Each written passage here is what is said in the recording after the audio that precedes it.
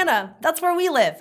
If you want to vote, first you need to make sure that you're registered. There's a link in the description below where you can check whether you're already registered, but if you're not registered yet or you need to update your name or address, there's a link to the registration form in the description. You've got to print it, fill it out, and mail it in, like with a stamp. I know that's kind of annoying, but it's important, so register anyway. You can also go to a DMV or your local county election office to register in person. There's a link to their locations in the description. If you're registering by mail or at the DMV, you have to do it by October 7th if you want to vote in the November 3rd general election. But if you miss those deadlines, don't worry. You can go to a late registration location all the way through election day and register in person, and a list of all of those locations is linked in the description. Once you're registered, you get to vote. Any registered voter in Montana can vote absentee by mail. You can even check a box on the voter registration form to get an absentee ballot for every election. That way you don't even have to request it. It will just show up in the mail every time you're able to vote. If you just want to vote absentee for this one election, there's a link in the description to an absentee ballot request form. You have to mail it in by noon on November 2nd, but the sooner you do it, the better, so you have time to get your ballot in the mail,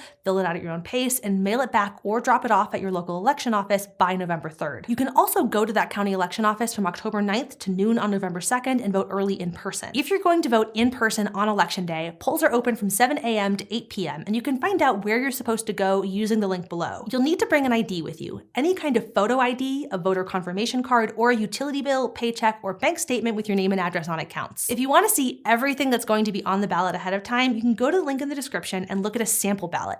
Don't panic if you see a bunch of races on there that you haven't heard about. You don't have to vote for every item on the ballot for it to count, but a sample ballot gives you a chance to research those important local elections ahead of time.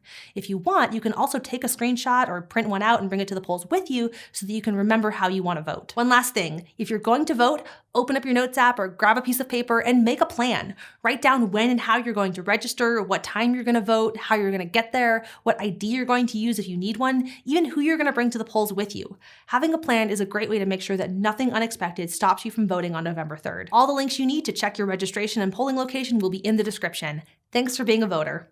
How to Vote in Every State is produced by Complexly in partnership with the MediaWise Voter Project, which is led by the Poynter Institute and supported by Facebook.